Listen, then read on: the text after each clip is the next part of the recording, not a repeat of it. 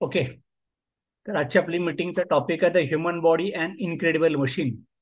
सगळ्यात महत्वाचं की आपल्याला आजच्या सगळ्या आयुष्यामध्ये सर्वात महत्वाची गोष्ट आहे आपलं शरीर. आणि आजकाल आपण बरेच ठिकाणी बघतोय की लोक आजाराने त्रस्त आहेत. काही लोकांना अचानकच हार्ट अटॅक येत आहेत किंवा काही आजारी पडतायत. काही लोकांचे दवाखाने फिरून फिरून सगळे झालेत पण उपचार कुठे दिसत नाहीये. तर आपण दुनियेची माहिती घेण्यात मग्न झालोय पण स्वतःबद्दल माहिती नाही, स्वतःबद्दल आराम नाही, स्वतःबद्दल व्यायाम नाही. आणि आपल्याला काळजी दुनियेची लागली आहे. पण आपल्याला हे कळत नाही की जर आपलंच संपलं तर जगाचं काय राहिलं काय नाही राहिलं काय उपयोग नाहीये. तेव्हा थोडीफार आपण आपल्या बॉडीबद्दल आज माहिती करून घेऊया की एक्झॅक्ट काय घडतंय आणि बॉडी आपल्यासाठी कसं काम करते. सगळ्यात महत्वाचं, our body is an much more amazing machine than any man made machines.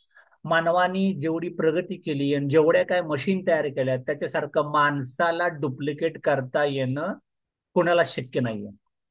सगळ्यात महत्वाचं, आपली बॉडी बनली आहे सेल पासून. ओके. आणि एकच सेल नसतोय तर सेल सेल पासून टिश्यूज, ऑर्गन, सिस्टम आणि मग बॉडी बनते. म्हणजे मग सेल एक प्रकारचे नाही, सेल अनेक प्रकारचे असतात. मसल सेल असतात स्नायूचे, मसलचे टिश्यू असतात, ऑर्गनचे ब्लॅडर असतो, ऑर्गन सिस्टम आहे, किडनी, युरेटर आहे, ब्लॅडर आहे, युरेथ्रा आहे. असं अनेक मसल बनवून अनेक सेल बनवून मग आपली त्यातनं बॉडी तयार झालेली आहे. तर सगळ्यात महत्वाचं आता एक लक्षात घ्या की डीएक्सन कोणत्याही आजारावरती काम करत नाही, तर आजाराचं मूळ मुळासहित उखडून बाहेर फेकून देते. आणि सगळ्यात महत्वाचं आपल्या बॉडीचं युनिट आहे पेशी. पेशी, सेल्युलर हेल्थ महत्वाचे. एक सेल म्हणजे आतमध्ये मायटोकॉन्ड्रिया पॉवर हाऊस, जे अख्खं शरीर आपलं काम करतं तेवढा आपला प्रत्येक मायक्रॉन मधला सेल सुद्धा कार्य करत राहतो. तर सेल्युलर हेल्थ काय आहे ती आज आपण जाणून घेऊया. सगळ्यात महत्वाचं, जर माझ्या पेशी निरोगी असतील तर माझे टिश्यूज निरोगी असतील. जर माझे टिश्यूज निरोगी असतील तर माझे अवयव निरोगी असतील. जर माझे अवयव निरोगी असतील तरच माझं शरीर निरोगी असेल. हे जर मी उलट गेलो, जर माझं शरीर आजारी आहे तर माझा अवयव आजारी आहे, अवयव आजारी आहे तर माझ्या ऑर्गन मध्ये गडबड आहे, ऑर्गन मध्ये गडबड आहे तर माझं टिश्यू बिघडलेत, टिश्यू बिघडले तर पेशी बिघडल्यात. म्हणजे मूळ सुरुवात झाली पेशीपासून. तर आता बघितलं आपण अनहेल्दी आणि हेल्दी पेशीमध्ये काय फरक असतो. हेल्दी पेशी म्हणजे काय असतं, तर हेल्दी पेशीचं जे सेल आहे, सगळ्यात महत्वाचं त्याच्यामध्ये माझी पोषक तत्व आतमध्ये जातात. मी हवा घेतो, पाणी पितो, जेवण जेवतो आणि मग आपले पेशी कार्य करते आणि पेशीतनं कचरा बॉडीच्या बाहेर बरोबर बाहेर ड्रेन केला जातो. म्हणजे फॅक्टरी सारखं ते काम करते. पण जी अनहेल्दी पेशी असते ह्याच्यात काय होतं, मी जेवतोय पण अंगीच लागत नाही, पेशीच्या आत दरवाजाच ओपन होत नाही, किंवा पेशीच्या आतमध्ये मशीन कार्य केलं पण पेशीतलं वेस्टेज पेशीच्या बाहेर गेलंच नाही. त्यामुळे मग त्या पेशी कोमेजल्या, मग त्याच्या वयात आला पण शरीर तसं वाटत नाही, त्याची स्किन डॅमेज व्हायला लागली, त्याच्या हार्टमध्ये गडबड आहे, किडनीत गडबड आहे, लिव्हरमध्ये गडबड आहे. हे सगळं का झालं, त्या त्या ठिकाणच्या पेशी आपल्या वर्कआउट बरोबर करत नाही, वर्किंग होत नाही. मग काय होतं, तर सगळ्यात महत्वाच्या आपल्या बॉडी मधल्या 100 मिलियन पेशी दर मिनिटाला मरण पावतात. 100 मिलियन. 1 मिलियन म्हणजे 10 लाख, 100 मिलियन म्हणजे कोटी झाल्या. 1 कोटी पेशी दर मिनिटाला आपल्या मरत असतात. कुठल्या मरतात, आपल्या त्वचेच्या पेशी दर 28 दिवसांनी संपतात, लिव्हरच्या पेशी 500 दिवसांनी संपतात, इंटेस्टिनल सेल 3 दिवसांनी संपतं, रेड ब्लड सेल म्हणजे तांबड्या पेशी आपल्या 120 दिवस टिकतात. पण ते कोणाच्या, निरोगी माणसांच्या. निरोगी नसतील तर लवकर संपतील. पांढऱ्या पेशी फ्यू अवर्स, पांढऱ्या पेशी सगळ्यात धिंगाणा, एक मच्छर चावला गडबड व्हायला लागते. ओके. किंवा तुम्ही काहीतरी फूड पॉयझन झालं तुम्हाला, तर तुमच्या क्षणात बॉडी काळी पिवळी पडायला लागते. याचा अर्थ पांढऱ्या पेशी खूप भयंकर इन्फेक्शन वाढू शकतं आणि त्याची जगण्याची तीव्रता खूप कमी राहते. त्वचेच्या 28 दिवस, लिव्हरच्या 500 दिवस, आतड्यांच्या 3 दिवस, लहान आतडं मोठं आतडं, आरबीसी 120 दिवस, आणि पांढऱ्या पेशी अगदी काही तासांच्या आपल्या सोबती असतात, क्षणाक्षणाला प्रचंड मरत राहतात.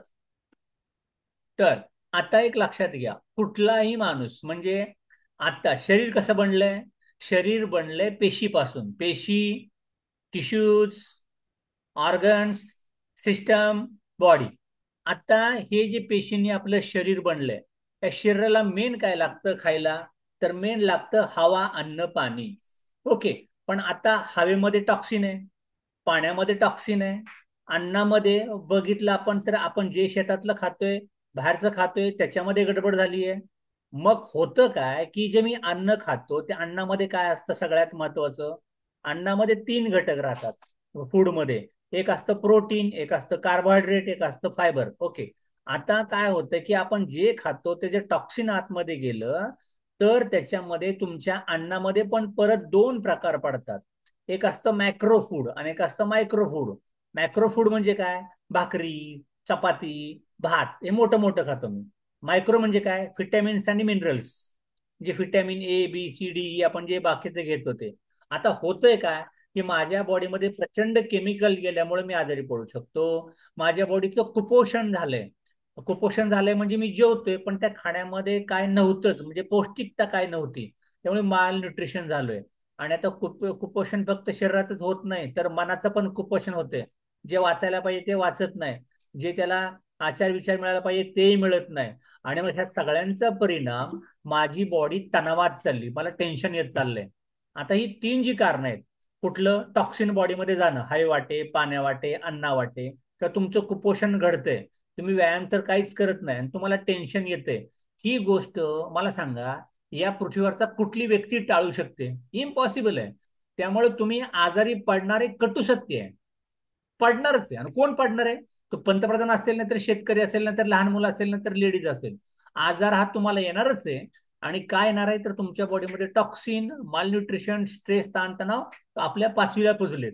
आणि या सगळ्यामुळे काय घडतं की हे जे बघतोय आपण, पोल्युशन कुठनं चाललंय, हवेतनं, पाण्यातनं, अन्नातनं, गाड्यांच्या धुरातनं. आणि मग हे जे टॉक्सिन आतमध्ये जाते हवा पाणी अन्नामधनं, हे टॉक्सिन भरमसाठ जाते, त्याचं टेन्शन तुम्हाला येते. काही लोकांना नोकरी करावी लागते, नोकरी नाही म्हणून टेन्शन, काही लोकांना नोकरी आहे म्हणून टेन्शन, काही लोकांना शिफ्टमध्ये काम करावं लागतंय टेन्शन, काही लोकांना भरपूर काम करावं लागतं म्हणून टेन्शन. हे सगळं Our body is आणि constantly ते तर exposed. व्हायचंय. पण त्याच्याशिवाय हे जे टॉक्सिन म्हणजे केमिकल बॉडीत जाते, हे टॉक्सिन केमिकल जात असताना एक बाहेरनं तर चाललंच आहे, हवेतनं, पाण्यातनं, अन्नातनं. पण तुम्हाला इंटरनल टॉक्सिन कुठलं असतं? युरिक ऍसिड वाढलंय, क्रिएटिन वाढलंय, ब्लड युरिया वाढलाय, बीपी वाढलंय, शुगर वाढलंय, कोलेस्ट्रॉल वाढलंय. किंवा शेजाऱ्याचा फ्लॅट झाला, माझा फ्लॅट नाही झाला, त्यांची गाडी आली, माझी गाडी आलीच नाही.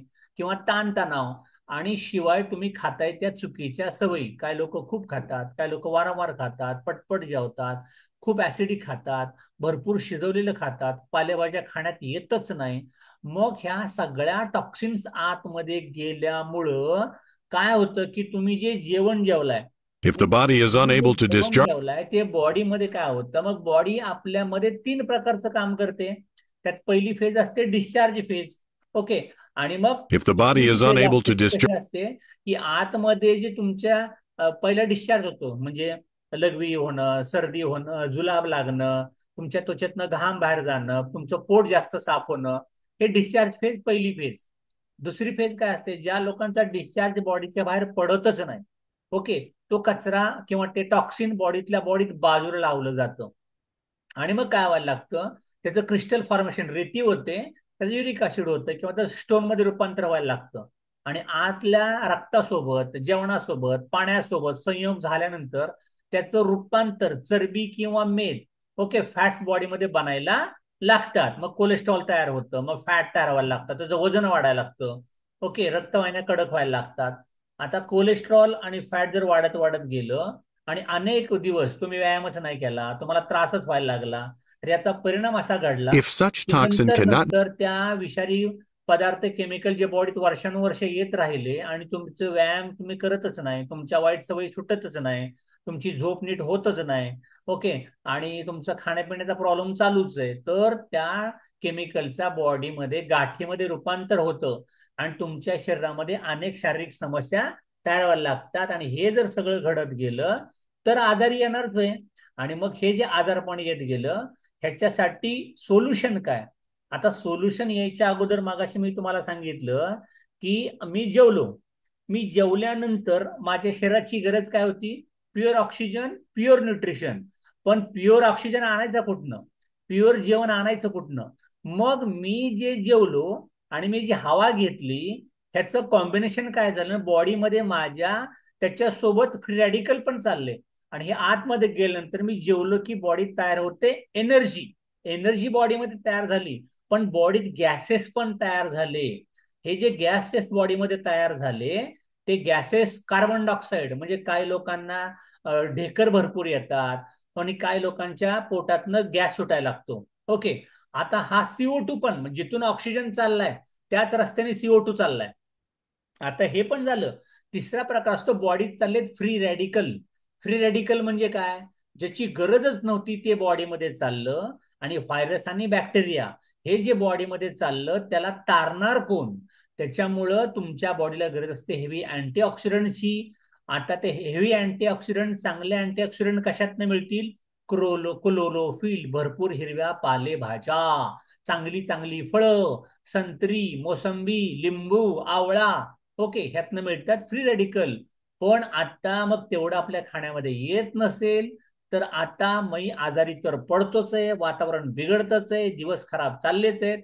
तर ह्या सगळ्यातनं मला बाहेर कोण काढणार? तर हे बाहेर काढण्यासाठी आपल्या समोर आलंय डीएक्सनचा गॅनोडर्मा, डॅन्टाडाँग. आणि काय ते? औषधी वनस्पतींचा अद्भुत राजा, मिरेक्युलस किंग ऑफ हर्ब्स. आणि मग हे काय करणार आहे गॅनोडर्मा?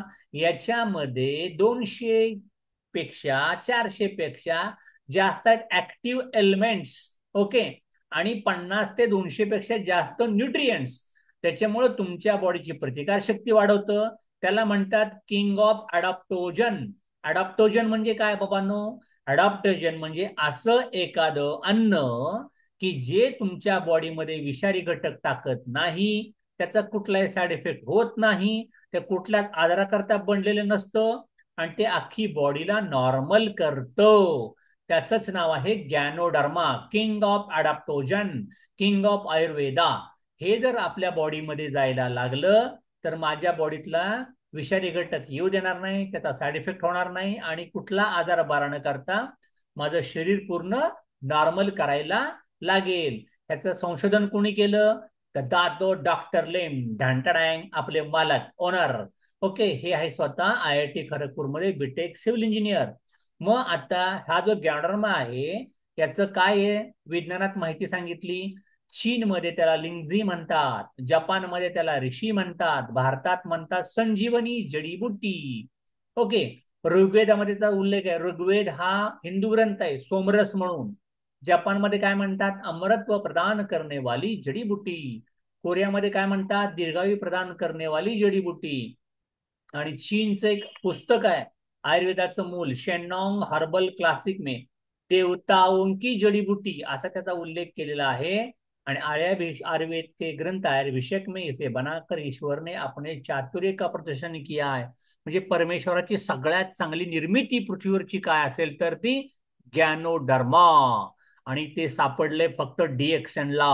आणि तुम्ही सगळे भाग्यवान आहात की तुम्ही डीएक्सन मध्ये गॅनोडर्मा तुम्हाला अनुभवायला मिळतोय, खायला प्यायला मिळतोय. खाताना कंटाळा नाही करायचा, असंच आहे तसंच आहे, ते परमेश्वराचं अन्न आहे, तुमच्यापर्यंत आले, भाग्य मिळाले. खायचं काम करा, जेवढं जास्त पोटात जाईल तेवढे विचार पॉझिटिव्ह व्हायला लागतील, आणि मग आपण चांगल्यात चांगलं काम करत राहू. तर हा गॅनोडर्मा कोशिका स्तर पर कार्य करत आहे, म्हणजे पेशीवरती कार्य करतं. त्याला आजाराशी काही घेणं देणं नाही. त्या माणसाला दमा झालाय का, बीपी झालाय का, पॅरालिसिस झालाय का, एखाद्या लेडीजला बाळ होत नाही, आपण तुमच्या प्रॉब्लेमवरती काम करतच नाही, प्रॉब्लेमच्या मुळावरती घाव घालतो आणि मुळच बाहेर काढतो आजारांचं. पेशीच्या लेवलला कार्य करतं. म्हणून म्हणतात पेशी निरोगी शरीर निरोगी, पेशी आजारी शरीर आजारी, पेशी गेल्या माणूस जाणार. पेशीपासून टिश्यू, ऑर्गन, सिस्टम आणि बाळ, आणि बाळाचा बनला माणूस. तर आता डीएक्सनचा गॅनोडर्मा काय करतो? हा फक्त करतो बॉडीचं सर्व्हिसिंग, एवढंच लक्षात ठेवा. हा काय करतो?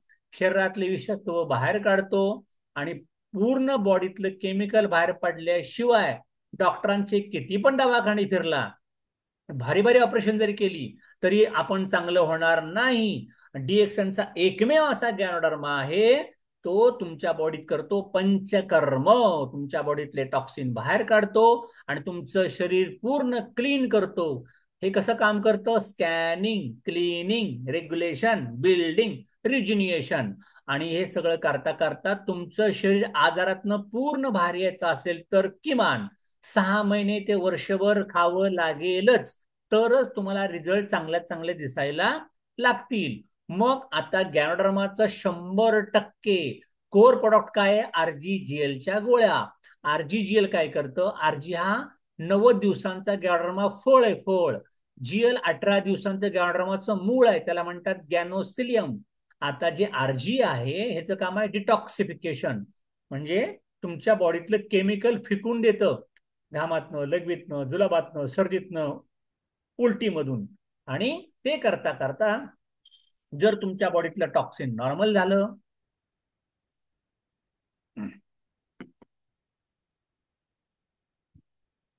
तुमच्या बॉडीतलं टॉक्सिन नॉर्मल झालं, तर ते काय करायला लागेल? तुमचं शरीर बॅलन्स करायला लागतं.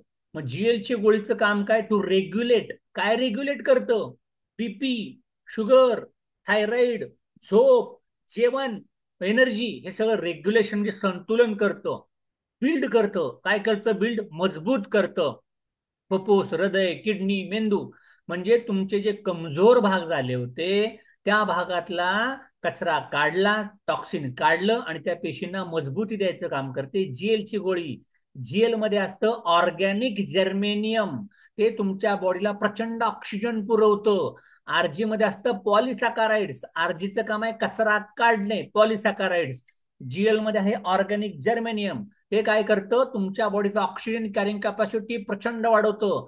जगात सगळ्यात जास्त ऑक्सिजन साठवणारी वनस्पती आहे गॅनोडर्मा. त्यामुळं करोनामध्ये धिंगाणा घातला होता आरजीजीएलनी. कसलाही पेशंट 35 ऑक्सिजन झाला तरी बाहेर काढला आपण, 35, 45, 48 लोक टकाटक बाहेर आली आहेत. त्याच्यामुळे हे वरदान आहे आपल्याला. ज्या लोकांना प्राणायाम जमत नाही, रामदेव बाबा त्यांना दिसतच नाही, त्या लोकांनी आपले आरजीजीएल खावं, मस्तपैकी तुमच्या बॉडीला सपोर्ट करायला लागेल. ओके, हे झालं आरजीजीएल. याच्यात 100% गॅनोडर्मा असतो. मग आता सगळेच आरजीजीएल नाही खाणार, मग आपण वेगळे प्रोडक्ट बघू. लोक चहा तरी पितात की नाही? चहामध्ये पण आम्ही टाकलाय गॅनोडर्मा. आणि मगाशी मी तुम्हाला एक गोष्ट सांगितली होती, आपल्या जेवणामधून आणि आपलं ऑक्सिजन आतमध्ये जातो, त्यांनी बॉडीत फ्री रॅडिकल पण जातात, फ्री रॅडिकल बॉडीमध्ये असतात. आणि मग त्याच्यामुळे काय होतं? एनर्जी तर येते, एनर्जी तर येते, कार्बन डायऑक्साईड तर बाहेर सुटतो, पण बॉडीतनं बाहेर फ्री रॅडिकल पडतच नाही. फ्री रॅडिकल बाहेर पडण्याकरता मी काय खायला पाहिजे? सगळे चांगल्या चांगल्या पालेभाज्या हिरव्या, किंवा मी काय खायला पाहिजे? संत्री, मोसंबी, आवळा, आंबट फळं. पण सगळ्यात जास्त फ्री रॅडिकलचा दुश्मन कोण असतो? अँटीऑक्सिडंट त्याच्यात जास्त असतं. अशी एक गोष्ट आहे, ती म्हणजे ब्लॅक टी. जेवढा जास्त डीएक्सनचा ब्लॅक टी प्यायला सुरुवात कराल, तेवढा उत्साह आणि जोश तयार करतो, एनर्जी वाढवतं, रक्तातली उष्णता आणि पित्ताचे प्रमाण बॅलन्स करतं, डायजेशन चांगलं करतं, चरबी कोलेस्ट्रॉल कंट्रोलमध्ये आणतं, तुमचं वय वाढायला लागेल, पचन संस्था सुधारतं, ऍसिडिटी कमी करतं, उत्साह वाढवतं, पित्ताचं प्रमाण बॅलन्स करतं, पोट साफ ठेवतं, मूळव्याध, फिशर, फिस्तुला, पोटगच्च होतंय, हार्ट अटॅकचा त्रास, वजन कमी कंट्रोल करतं, हृदयविकाराचा 50% धोका कमी होतो. दादांनो, आपल्या घरामध्ये चहासारखं स्वस्त काही बनत नाही. आपल्या मुलांना, बायकोला, नवऱ्याला, सासऱ्याला, सासूला जे येईल त्याला भरपूर चहा पाजा, म्हणजे ही लोक दवाखान्यात जाणार नाहीत, निरोगी राहतील, आणि मग तुम्हाला विनाकारण कुणाच्या दवाखान्याचा खर्च भोगावा लागणार नाही. आता ज्या लोकांना चहा नाही पटत, त्या लोकांनी कॉफी प्यावी आपली. आपल्या चहामध्ये फक्त 2% गॅनोडर्मा आहे, पण आपल्या कॉफीमध्ये 18% गॅनोडर्मा आहे. आणि कॉफीमध्ये व्हरायटी किती आहे? 2 in 1. 2 in 1 कॉफीमध्ये फक्त कॉफी आणि गॅनोडर्मा आहे. 3 in 1 कॉफीमध्ये कॉफी, गॅनोडर्मा, सोया मिल्क आणि ऑर्गॅनिक शुगर आहे. कॉर्डिसेप कॉफीमध्ये गॅनोडर्मा नाहीये. कॉर्डिसेप कॉफीमध्ये कॉर्डिसेप आहे, आणि आहे ऑर्गॅनिक शुगर, आणि आहे सोया मिल्क. त्याच्यानंतर आपल्याकडं अजून कुठली कॉफी आहे?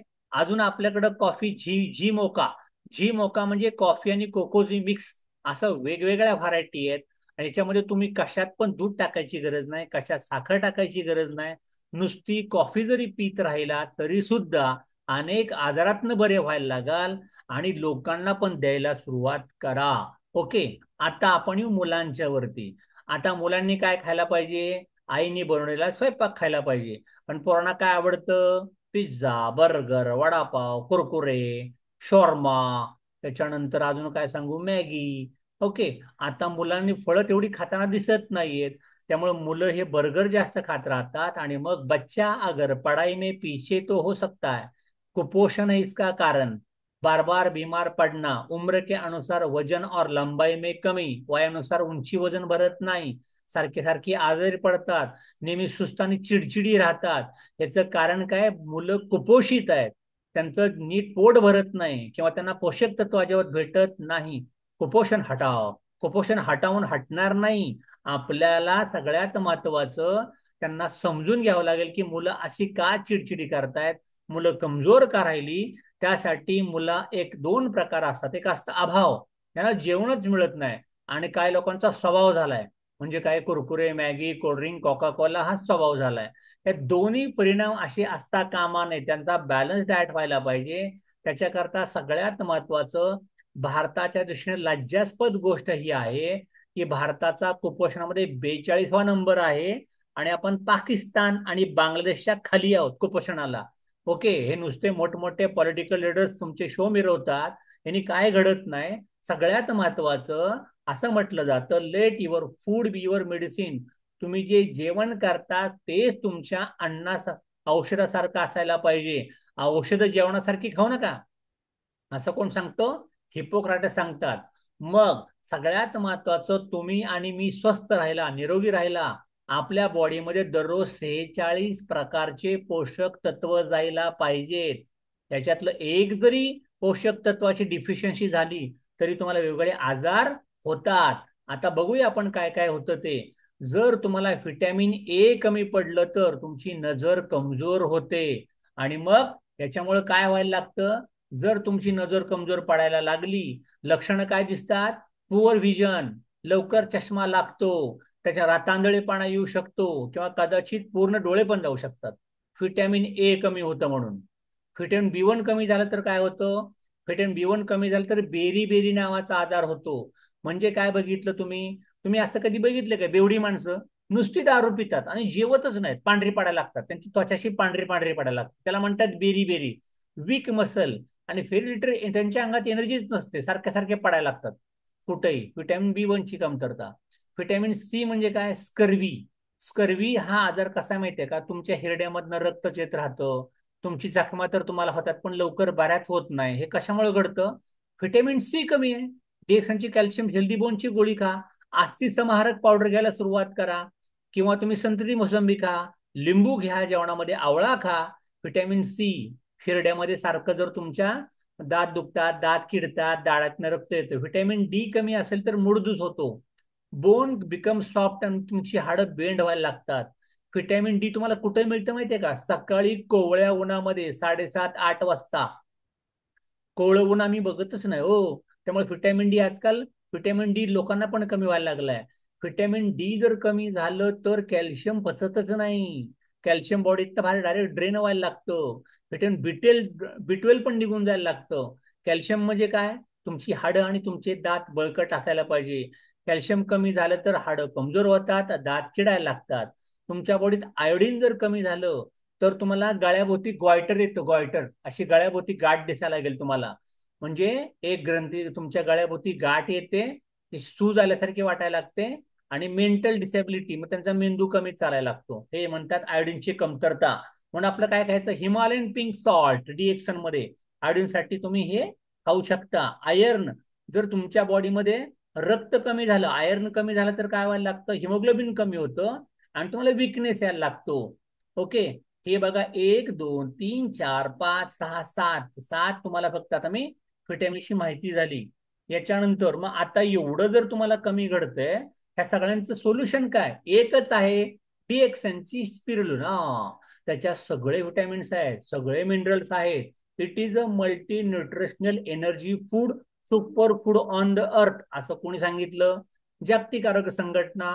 पृथ्वीवरचे सर्वात पहिले अन्न, प्रोटीन 65 ते 70%, आयर्न आहे, कॅल्शियम आहे, बिटा कॅशर आहे, क्लोरोफिल हरित रंगद्रव्य, व्हिटॅमिन ए ते व्हिटॅमिन बी 12 ची सगळी सिरीज, मिनरल्स आहेत, फॉस्फरस एनर्जी येते, मॅग्नेशियम मसल करता चांगलं आहे. झिंक कमी झालं तर पोटात जुलाब लागतात, तुमचं पातळ संडास व्हायला लागेल. सोडियम कमी झालं एनर्जी तुम्हाला दिसणार नाही. पोटॅशियम थकवायला लागेल. मँगनीज हे सगळं असतं स्पिरुलिनामध्ये. शरीराचे पूर्ण पोषण होते, वजन बॅलन्स संतुलित राहतं. ज्याचं वाढलंय त्याला कमी करायला स्पिरुलिना जेवणाच्या अगोदर द्या. जो वजनाने कमी आहे त्याला जेवणाच्या नंतर द्या. तुमच्या रक्तातली साखर कंट्रोल करायला सुद्धा स्पिरुलिना मदत करतं. डायबिटीस पेशंटला खायला द्या. हिमोग्लोबिन वाढवतं, रक्त वाढवतं. झेंथोफिल त्यात अँटी कॅन्सर घटक आहे. त्यामुळे स्पिरुलिना जर कुठल्याही महिलांनी रेग्युलर खाल्ल्या 3-4 वर्ष, तर त्यांना आयुष्यात कधी सुद्धा ब्रेस्ट कॅन्सर, युट्रस कॅन्सर काही होणार नाही. त्यामुळे लहान मुलापासून ते म्हाताऱ्या माणसापर्यंत ताकद वाढण्यासाठी, ग्रोथ वाढ होण्यासाठी, एनर्जी इफिशियन्सी वाढण्यासाठी, नवचैतन्य येण्यासाठी तुम्हाला खायच्या स्पिरुलिना. जेवढं जास्त लहान मुलांनी 3, मोठ्या माणसांनी 6, म्हाताऱ्या माणसांनी 12, महिलांनी सुद्धा 12 खायला काही हरकत नाही. जेवढा जास्त खाल तेवढा फायदा व्हायला लागेल. 1 किलो स्पिरुलिना म्हणजे 1000 किलो फळभाज्यांचा टेम्पो. आता 1000 किलो फळभाज्या गुणिले 80 रुपये जर केले तर 80,000 रुपये लागतील तुम्हाला 1 किलो टेम्पो घ्यायला भाजीचा. पण मग आपल्याकडं सगळ्यात महत्वाचं, आपण आपलं जर 4 गोळ्या मी खाल्ल्या तर 300 मिलीग्रॅमची एक गोळी आहे. तुम्ही 1 किलोभर भाजी खाल्ल्यासारखं आहे. मग एवढा सगळा फायदा व्हायला लागेल. मग त्यामुळे ज्या मुलांची उंची वाढत नाही, ज्या मुलांचं वजन वाढत नाही, त्यांना काय देऊ शकतो आपण? स्पिरुलिनाच्या कॅप्सूल खायला द्या, टॅबलेट खायला द्या, किंवा स्पिरुलिनाची बिस्किटं पण आहेत, मधुरम कुकीज पण तुम्ही खायला देऊ शकता मुलांना वाढीसाठी. याच्यानंतर आपल्याकडं अजून एक कुठलं प्रोडक्ट आहे? टूथपेस्ट. टूथपेस्ट कोणासाठी? तर दातांचे ज्या लोकांना आजार असतात. त्याच्यात काय टाकलं टूथपेस्टमध्ये? गॅनोडर्मा आहे, मेन्थॉल आहे, मेडिसिनल प्रॉपर्टीज आहेत. No harmful chemical. पेस्ट मध्ये काही नाही, सेफ फॉर ऑल, सर्वांच्या करता सुरक्षित आहे. त्याच्यात काय काय नाहीये? Fluoride. Fluoride it's a cancer. Saccharin नाहीये, आर्टिफिशियल कलर नाहीये. आपली पेस्ट दात घासण्याकरता भाजलं, कापलं, खरचटलं, पायाच्या भेगा, सर्दी, जुलाब, ताप सर्वांसाठी चालते. एक डॉक्टर घरात असल्यासारखं आहे. त्यामुळे पेस्ट घरात कंपल्सरी प्रत्येकाच्या गेलीच पाहिजे. प्रत्येकाच्या घरात चहाचा डबा पाहिजे. प्रत्येकाच्या घरात स्पिरुलिना असायलाच पाहिजे. आणि तुम्हाला जर लहान मुलं असतील, त्यांची उंची वाढते, वजन वाढते, त्यांचे दात किडायला नको, त्यांची हाडं चांगली व्हायला पाहिजे, बोन्स चांगले यायला पाहिजे, उंची वाढायला पाहिजे, तर मुलांना स्पिरुलिना खायला द्या. ओके. त्याच्यामुळे हे तर तुम्ही देऊ शकता. आणि त्याच्यासोबत मुलांच्या वाढीसाठी मी चहा सांगितलं, पेस्ट सांगितलं, स्पिरुलिना सांगितलं. स्पिरुलिनाचं सिरल पण आहे आपल्याकडे. ओके. मग आता ही पेस्ट प्रत्येक मुलांना द्या. छोट्या मुलाचं रूट कॅनल सुद्धा 1.5, 2, 2.5, 3,000 रुपयाला झालंय. त्याच्याऐवजी आपली पेस्ट प्रत्येक घरात असू दे, दिवसातनं 2 वेळा दात घासायला सांगा. ओके. रात्री पेस्ट तोंडात लावून झोपला तरी चालेल. त्यामुळं पेस्ट आपली कंपल्सरी घरात असू द्या. आणि वॉर्निंग लक्षात ठेवा, बाकीच्या कोलगेट सारख्या पेस्टवरती काय लिहिलंय? 6 वर्षाच्या खालच्या बाळाला keep out of the reach of children under 6 years of age. कोलगेटवर लिहिलंय. आमच्या पेस्टवर आम्ही असलं काही लिहिलेलं नाही. इट्स अ फूड, सगळ्यात महत्वाचं. त्यामुळे असं लिहून पण लोक त्यात बघतच नाही. पण आपली टूथपेस्ट सेफ आहे, चांगली आहे, तर आपण सगळ्यांना देऊ शकतो. आणि गॅनोची पेस्टचा अजून काय फायदा आहे? तर ज्या ठिकाणी डास चावलाय, मच्छर चावलाय, भाजलंय, कापलंय, खरचटलंय, 1-2 थेंब पाणी आणि थोडीशी पेस्ट मलम करून तिथं लावू शकता. इचिंग व्हायला लागेल, रॅश बाईट झालंय, इन्सेक्ट बाईट झालंय, तिथं लावू शकता. ओके. त्याच्यामुळं इव्हन तुम्ही दाढी केल्यानंतर आपण जशी तुरटी फिरवतो की नाही, थोडीशी पेस्ट घ्यायची, गालावरती फिरवायची. तुम्हाला ब्लेड कट झालंय, ओके, काहीतरी जखमा झाल्यात, ओरखडे उठलेत, सगळे निघून जायला मदत व्हायला लागेल. त्याच्यासोबत अजून मुलांना काय द्यायचंय तुम्हाला? कोकोझी. कोकोझी म्हणजे काय? ऑक्सिजन वाढतं, प्रोटीनचा पुरवठा उत्तम करतं. It is a nerve tonic. स्मरणशक्ती वाढण्यासाठी टॉनिक आहे. अभ्यासातलं एकाग्रता वाढवतं, शारीरिक क्षमताचा विकास करून मनाचे स्वास्थ्य, मनासाठी पण चांगला आहे, इम्युनिटीसाठी चांगला आहे, मेंदूच्या वाढीसाठी, पोषणासाठी उपयुक्त. जे मुलांना लक्षात राहत नाही, फिट येतात, मतिमंद आहेत, त्यांना द्या. लहान मुलापासून वयोवृद्ध सर्वांसाठी उपयोगी, शारीरिक विकास आणि मानसिक विकास, सर्वोत्तम पोषण कोकोझी. सगळ्यात महत्त्वाचं दुधातनं आपण देऊ शकतो. आणि त्याच्यासोबतच आहे मॉरन्झी. हे मॉरंजी पण आहे टॉनिक. हे मॉरंजी टॉनिक ज्यांना पोटाचे आजार आहेत, पोट साफ होत नाही, पोट गच्च होतं, महिलांना मासिक पाळीचा त्रास होतो, त्यासाठी टॉनिक. हार्मोनल इम्बॅलन्स जर बॉडीमध्ये कुठलंही असेल तर सकाळ दुपार संध्याकाळ 30 मिली टॉनिक आणि अर्धा कप गरम पाणी असं मिक्स करून घ्या. जेवणाच्या अगोदरच घ्यायचं, खूप फायदा आहे. रक्तवाढीसाठी प्रत्येक मुलींना महिलांना पाहिजे स्पिरुलिना, हे देऊ शकता. कॉफी आहे, कोकोजिया, आर्जीजीएल सगळे प्रोडक्ट घ्या. त्याच्या जोडीला आहे extra virgin coconut oil. Coconut oil हे नारळाच्या शहाळ्यापासून बनवलंय आणि त्या शहाळ्याचं दूध काढलं, दुधापासून तेल बनवलं, तेलात टाकला आर्जीजीएलची पावडर. त्याच्यामुळे याच्यात असतं लॉरिक ऍसिड. लॉरिक ऍसिड हे असतं सगळ्यात महत्वाचं आईच्या दुधामध्ये. ओके. ते साखर आणि कोलेस्ट्रॉल कंट्रोल करतं, हृदयविकाराचा त्रास कमी करतं. त्याच्यामुळं हे लॉरिक ऍसिड, गॅमो, जीएलए पण असतं आईच्या दुधामध्ये, काऊ लिव्हर मध्ये पण असतं. हे जीएलए तुम्हाला कोकोनट ऑइल मधनं मिळायला लागेल. आणि it is a MCT oil, medium chain triglycerides. MCT तेल बाजारात मिळतच नाही, आपल्याकडे मिळतं. त्यामुळे डायजेशन चांगलं होतं. तुम्ही गरम पाण्यात टाकून पिऊ शकता आणि तुमच्या बॉडीतली बद्धकोष्ठता घालवतं, पचन चांगलं करतं. केसांना सुद्धा चांगलं आहे, केसांची वाढ करतं, केसांची चमक वाढवतं. आंघोळ करताना शरीरास मसाज करून पहा. रविवार सुट्टी असते तुम्हाला, आता नाताळच्या सुट्टी होती, 2-4 दिवस सुट्ट्या असतील, मुलांना सकाळ सकाळी मस्त लावायचं आणि कोवळ्या उन्हात बसवायचं, अर्धा पाऊण तास, नंतर आंघोळ करायला जा म्हणायचं. त्यांची त्वचा एकदम छान व्हायला लागेल. किंवा रात्री मसाज करून सुद्धा झोपू शकता. ते तेल मूर्त अंगामध्ये नॉन स्टिकी, नॉन ग्रिसी आहे, हे वापरा.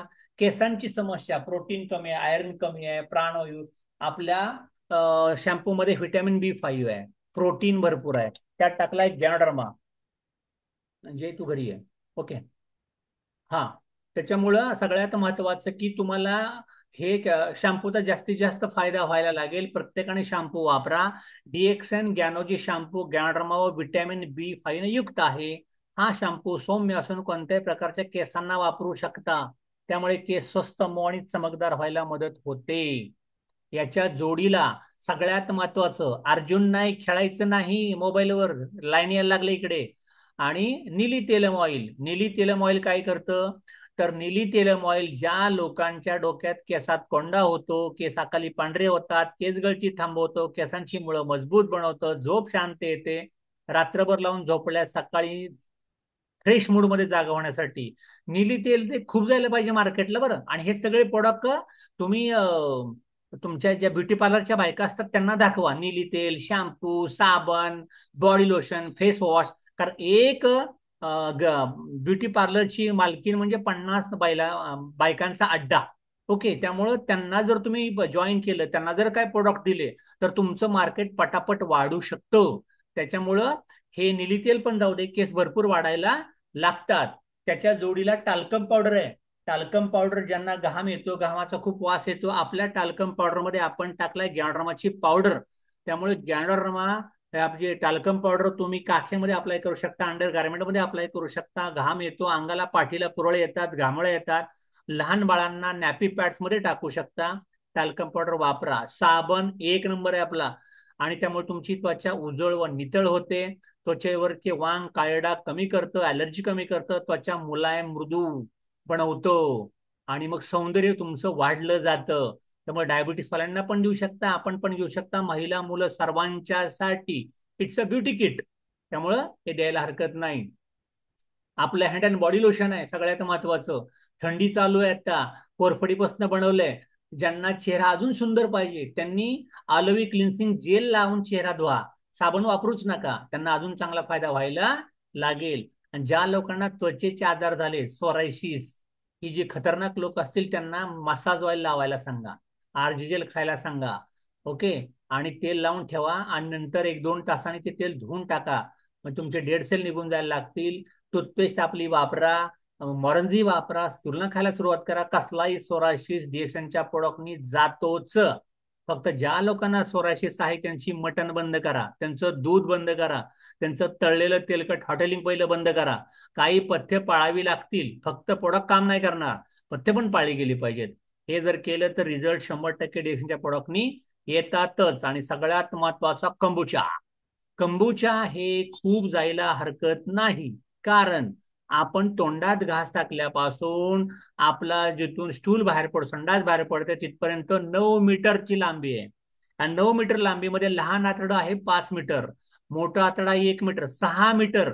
तुम्ही जे खाताय पिताय ते सगळं 6 मीटर मध्ये अडकतंय. आणि 6 मीटर मध्ये अडकून अडकून तुम्ही आजारी पडलाय. त्यामुळे तुमचं पोट नीट नाहीये. गट बॅक्टेरिया म्हणतात त्याला. त्यामुळे सगळ्यात महत्वाची guilt free probiotic drink, healthy bacteria त्याच्यामध्ये असतात. हे म्हणले स्कूबी सिम्बायोटिक कल्चर ऑफ. सगळ्यात महत्वाचं यीस्ट अँड बॅक्टेरिया, हे सिम्बायोटिक बायोकल्चर बनले. त्याच्यामुळे अँटी गॅस्ट्रिक आहे, अजिबात गॅस होऊ देणार नाही. सांधेदुखीमध्ये अतिशय गुणकारी, त्याच्यात चांगले एन्झाईम्स असतात. व्हिटॅमिन बी आहे, पचनाला मदत करतं. ग्लुकोरिक ऍसिड आहे, त्यामुळे कॅन्सर होऊ देणार नाही. आणि कॉन्स्टिपेशन दूर करतं, डिटॉक्सिफिकेशन चांगलं करतं आणि इम्युनिटी वाढवतं. सकाळ सकाळी कंबूच्या प्यायला सुरुवात करा. 285 ml ची बॉटल आहे. फक्त डिस्काउंट प्राइस 115, एमआरपी 145. बॉक्समध्ये विकायच्या, बॉक्समध्ये 2310 रुपयाला एमआरपीचा बॉक्स विकायचा, तुम्हाला पडतोय 1610 रुपयाला. हॅपी न्यू इयरची पार्टी, कंबूच्या पार्टी करा, घरात सगळ्यांनी प्यायला शिका, एक एक बॉटल फोडायची. Happy new year, come on DX, धिंगाणाच घालायचा. कंबूच्या प्यायला सुरुवात करा. आणि या गोडे तेल पहिलं बदला. गोडे तेल तुम्ही जे खाताय त्यांनीच लोकांना अटॅक यायला लागले, त्यांनीच लोकांची वजन वाढायला लागली, कोलेस्ट्रॉल वाढायला लागले. महिलांना पीसीओडी पीसीओएस येण्यामागचं मूळ कारण आहे तुमचं गोडे तेल. त्याच्यामुळे ते पहिलं बदला. डीएक्सनचं राईस ब्रँड तेल आणा, याच्यामध्ये सगळ्यात महत्वाचं प्रिझर्वेटिव्ह फ्री आहे. गॅमा ओरिजिनॉल 15,000 पीपीएम, कुठल्याच तेलामध्ये नाही. कुठल्याही मॉलमध्ये फिरा, स्टार बाजारला जा, नाहीतर कुठला ऑनलाईन मागवा. 15,000 पीपीएम एकाच प्रोडक्टमध्ये डीएक्सनचं rice brand oil. Trans fat free, त्यामुळे रक्तवाहिन्या लवचिक करतं. ओके. आतला कोलेस्ट्रॉल कंट्रोलमध्ये आणतं. राईस ब्रँड तेल आपलं खूप स्वस्त आहे, 220 रुपये लिटर आहे. पण ही बाटली 2 लिटरची आहे, सगळ्यात महत्वाचं. त्यामुळे हे घ्या, याचा फायदा व्हायला लागेल. डायनाक्लीन कपडे धुवायचं आलंय, फरशी पुसायचं आलेलं आहे. आणि एक लक्षात ठेवा, सगळ्यात महत्वाचं, your health is an investment, not an expense. तुम्ही आता डीएक्सनचे प्रोडक्ट जर खात राहिला, चहा पिला, दात पेस्ट वापरली, साबण वापरला, राईस ब्रँड तेल वापरलं, तर म्हातारपणात होणारा दवाखान्यातला 5 लाख, 7 लाख, 10 लाख, 20 लाख खर्च वाचवेल. तुमच्या घरातला एखादा माणूस जाऊ शकतो, आपल्या घरातला मोठा आजाराला बळी पडू शकतो, ते होणार नाही. त्याच्यामुळं हे पैसे तुमचे एफडी समजा पूर्णपणे. त्याच्यामुळे although it will become an expense if you don't take time to invest in it. त्याच्यामुळं तुम्ही LICचा हप्ता चालूच आहे, घराचा हप्ता चालूच आहे, गाडीचा हप्ता चालूच आहे, सगळे हप्ते चालू आहेत. पण ही जी बॉडी मिळाली, ह्या बॉडीला पण एक मेंटेनन्स पाहिजे, तिला काहीतरी प्रीमियम पाहिजे. आणि आपण वेगळं काय मागत नाही, फक्त change your brand, change your lifestyle. हे सगळं तुम्ही खा प्या, स्वस्त राहा, घरातले ब्रँड बदला. आणि येत्या रविवारी 29 तारखेला तुम्ही सगळेजण यायला पाहिजे. कुठं माहितीये? वाकडेवाडीच्या ऑफिसला दुपारी 1:30 वाजता. सगळे टेस्टिमोनियल सांगतील, आपल्या स्टार स्पीकर सगळे जेंट्स लेडीज असतील, नवीन टेस्टिमोनियल ऐकायला मिळतील. नवीन वर्षाचा नवीन धमाका करूया आणि बाय बाय करूया 2024. नवीन वर्षात आपण चांगलं काम करूया. आणि तुमच्या सगळ्यांसाठी एक गुड न्यूज आहे, गोवा आणि दुबई ट्रिप अनाऊन्स होतीये. त्यामुळे ती कशी असेल, काय असेल, आपण सांगायला नक्की तिथं भेटूया.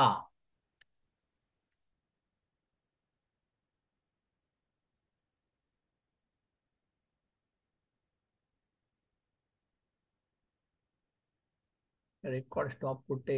एकच मिनिट.